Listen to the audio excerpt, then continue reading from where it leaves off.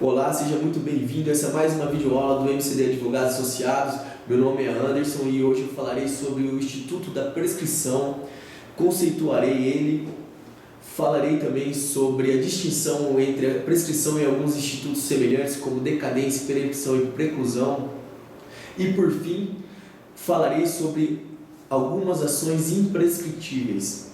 Bom, como dito no começo, falarei sobre o conceito da prescrição. O tempo é um fator que inevitavelmente exerce influência em todas as relações sociais, sendo que no direito funciona como um fato jurídico determinante para a ocorrência da prescrição, que esta, por sua vez, afetará de alguma forma o direito subjetivo.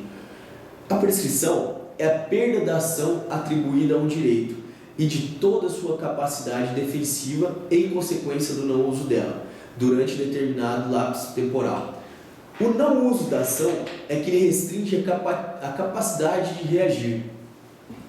Bom, numa ação de cobrança, a desoneração do devedor ante a negligência do credor em não propor a devida ação dentro do prazo estabelecido em lei, reclamando desta forma o seu direito, não anula a obrigação do devedor, já que é válido o pagamento voluntário de dívida prescrita.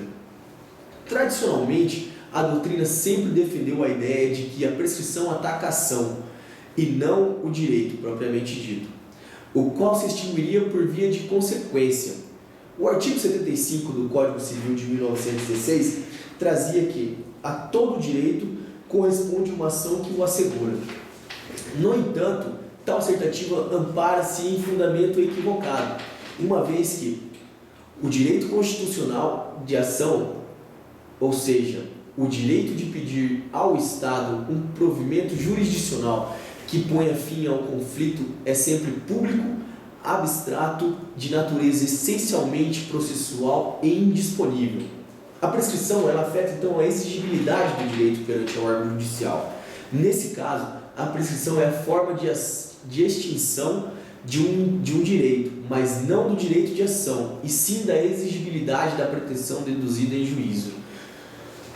Finalizando então, o objeto da prescrição é a pretensão e não o direito de ação em si. Direito que não se extingue mesmo depois de decorrido o prazo prescricional estabelecido em lei. Bom, findando o conceito de prescrição, passaremos então da distinção da prescrição e alguns institutos assemelhados. O primeiro que nós falaremos será sobre a decadência. O Código Civil de 1916 não trazia claramente a decadência ou a caducidade de direitos, apenas mencionava o instituto da prescrição. Porém, já era pacífico na doutrina e na jurisprudência que a decadência é um instituto jurídico que faz parte do direito positivo brasileiro, porquanto admitiam que várias das hipóteses elencadas pelo artigo 178 do Código Civil de 1916 se referiam à decadência e não à prescrição.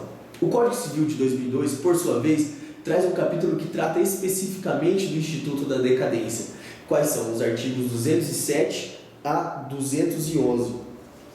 Bom, conforme se viu, a prescrição tem por objeto a ação. Já o objeto da decadência é o direito que, por determinação legal ou por vontade humana unilateral ou bilateral, está subordinado à condição de exercício em certo espaço de tempo sob pena de caducidade. Na decadência, o direito é outorgado para ser exercido dentro de um prazo determinado, em lei ou por vontade humana, sendo extinto quando não é exercido dentro deste prazo. Coisa diferente ocorre no Instituto da Prescrição, uma vez que essa pressupõe que a inércia do titular, que não se utiliza no prazo fixado em lei, somente prazo fixado em lei, coisa diferente do que acontece na decadência, que pode ser fixado em lei ou por vontade humana. Na prescrição, o prazo somente é fixado em virtude de lei. Portanto, a inércia do titular, que não se utiliza no prazo fixado em lei, da ação existente para a defesa de seu direito. Os prazos na decadência, salvo disposição legal em contrário, artigo 207 do Código Civil, não se suspendem nem se interrompem, são, portanto, peremptórios e terminam sempre em dia pré-estabelecido, ao contrário do que acontece com os prazos prescricionais, vez que esses são passíveis de suspensão e interrupção quando são verificadas as hipóteses dos artigos 197 seguintes, que são as causas de suspensão, e 202 seguintes, que são as causas de interrupção do Código Civil de 2002. Bom, agora passaremos ao Instituto da Preclusão. O processo, como instrumento através do qual se exerce o direito de ação, é uma sequência coerente e regular de atos, cuja finalidade específica é a prestação da tutela jurisdicional. O Instituto da Preclusão, em sua essência, liga-se intimamente ao andamento processual, sendo que para o fim do processo é necessário que as fases e situações processuais se estabilizem, com vistas a se evitar retrocesso. Desta forma, quanto às partes, a preclusão verifica-se classificada de 3 formas, quais sejam a temporal, quando deixa de praticar o ato processual no prazo oportuno, a lógica, na medida em que se já praticou o ato incompatível anteriormente, e, por último, a consumativa, que se verifica quando a parte já praticou o ato que, uma vez realizado, não poderá ser renovado.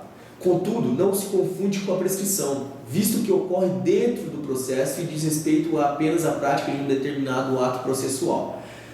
A prescrição, por sua vez, impõe a perda de pretensão, que não foi exercida no prazo fixado em lei e repercutirá no direito de ação, não se referindo, pois, a atos processuais, mas sim à própria propositura da demanda.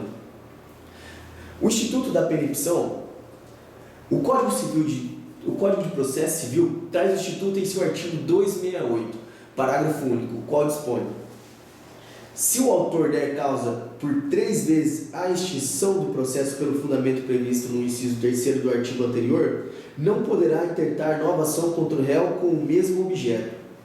Portanto, para haver a perempção, vale mencionar que a hipótese de extinção do feito sem julgamento do mérito, conforme dispõe o inciso 5º do artigo 267 do Código de Processo Civil, onde diz que o processo tem de ser extinto sem julgamento do mérito por 3 vezes, pelo fato do autor ter abandonado a causa por mais de 30 dias, por quedar-se inerte ou não realizar diligência que lhe competia.